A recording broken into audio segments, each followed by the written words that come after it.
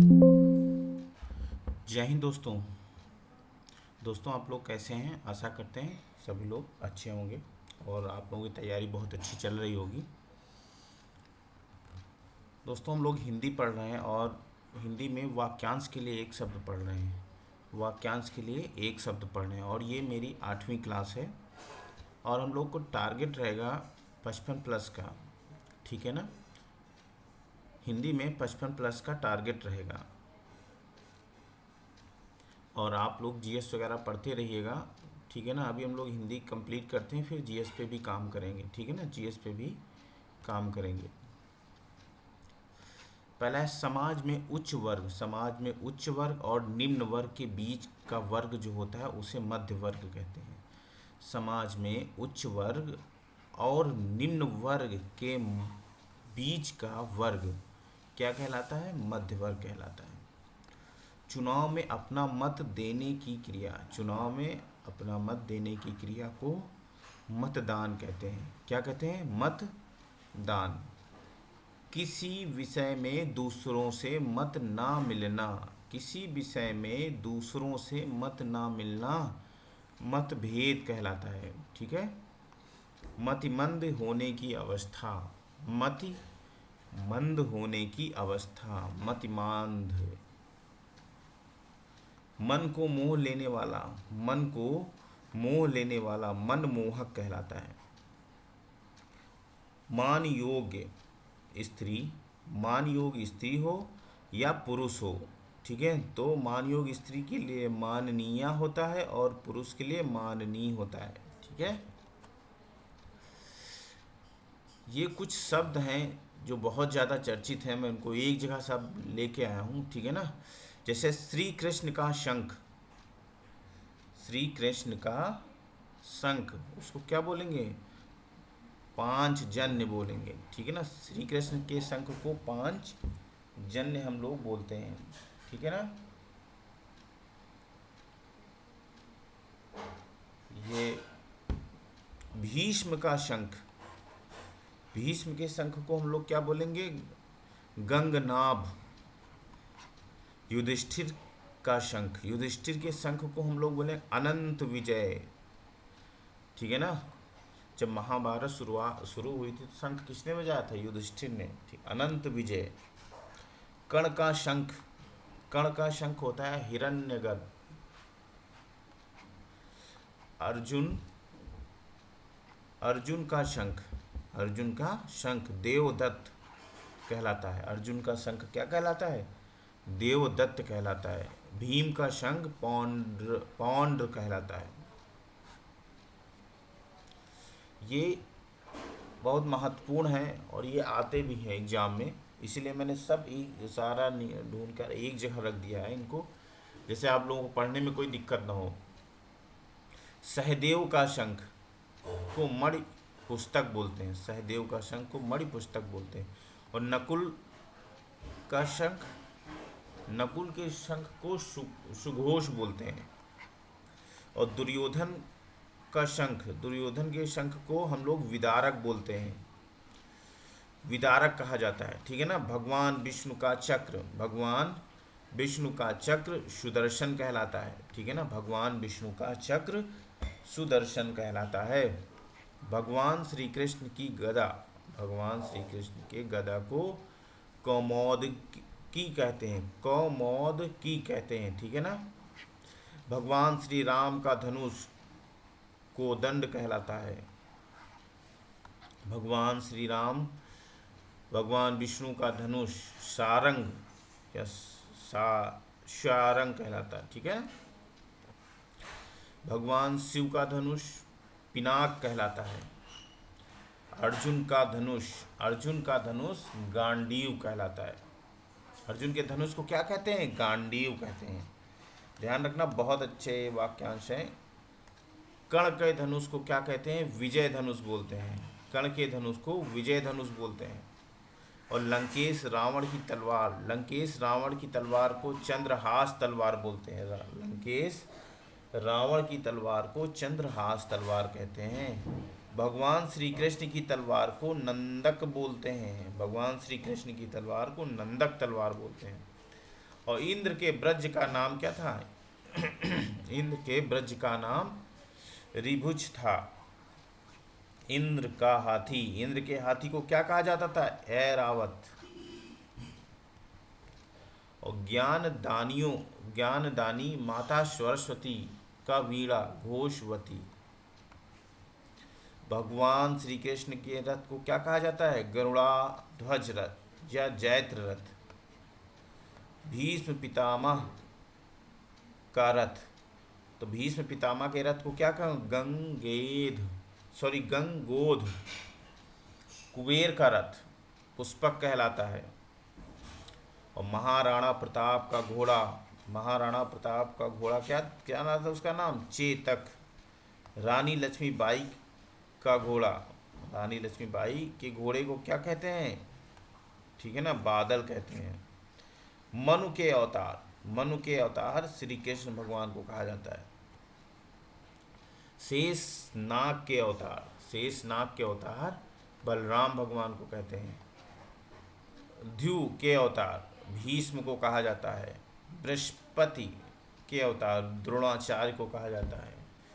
ठीक है ना, द्रोणाचार्य को कहा जाता है। सूर्य के अंशावतार कर्ण को कहा जाता है। कलयुग के अंशावतार दुर्योधन को कहा जाता है।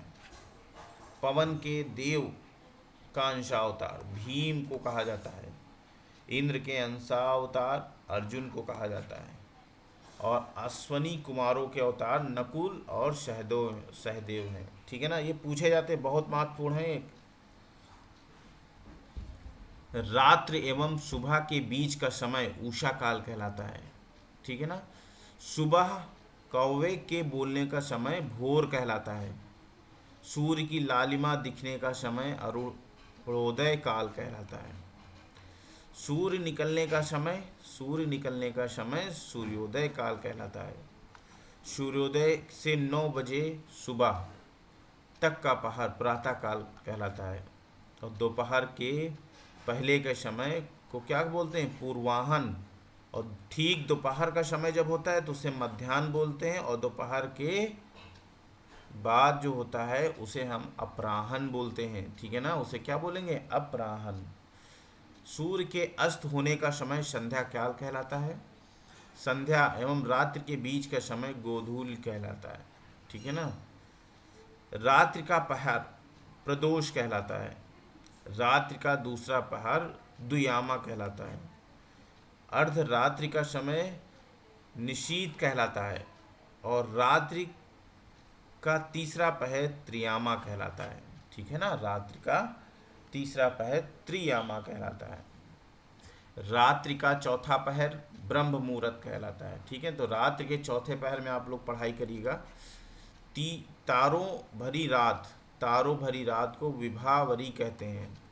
चांदनी रात को सरवरी कहते हैं। सरवरी। अपनी शक्ति भर यथाशक्ति, इसको क्या बोलेंगे? यथाशक्ति। जहाँ तक और जितना संभव हो यथासंभव, जो उसी क्रम के अनुसार हो यथा क्रम होता है। जो उसी क्रम के अनुसार हो उसे क्या कहेंगे? यथा क्रम कहेंगे।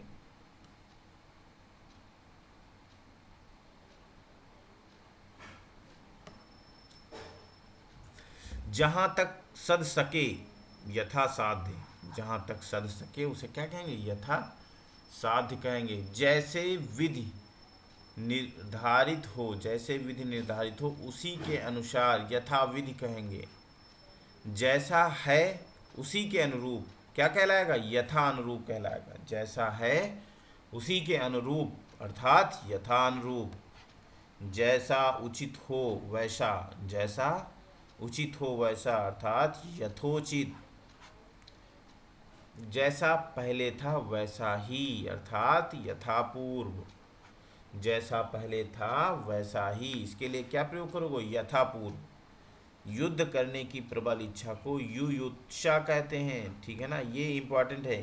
ये और ये दोनों बहुत महत्वपूर्ण है।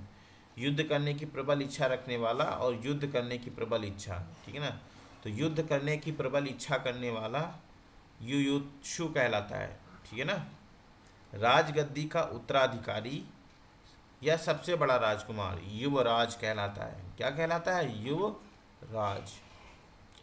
युवा या युवती होने की अवस्था यौवन कहलाती है। अपने युग का बहुत बड़ा व्यक्ति युग पुरुष कहलाता है। समुद्री जहाज जिस पर से सैनिक युद्ध करते हैं उसे युद्धपोत कहते हैं। वह शास्त्र जिसमें यंत्रों के बनाने, चलाने और सुधारने, यंत्रों के बनाने चलाने और सुधारने का विवेचन कर किया जाता है या कहलाता है तो उसे यांत्रिकी कहते हैं। जो कोई वस्तु या भिक्षा मांगता है उसे याचक बोलते हैं। और किसी से अनुग्रह पूर्वक कुछ मांगना याचना कहलाता है। दोपहर का समय मध्याह्न कहलाता है और जो मर्यादा के अनुरूप हो उसे मर्यादित कहते हैं। उसे क्या कहते हैं? उसे कहते हैं मर्यादित।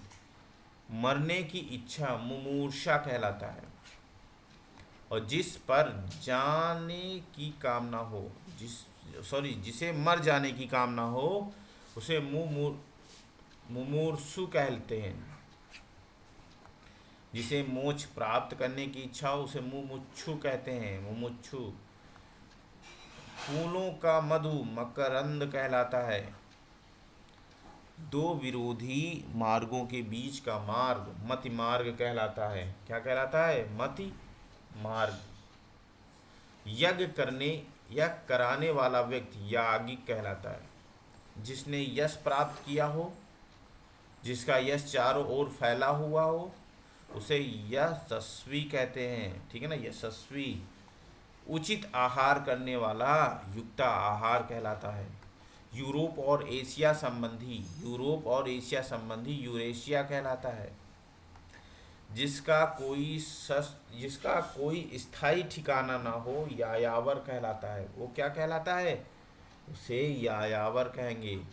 और जो युद्ध में स्थिर रहता हो उसे हम लोग क्या कहेंगे? युधिष्ठिर कहेंगे। ये दोस्तों आज स्लाइड कुछ कम थी,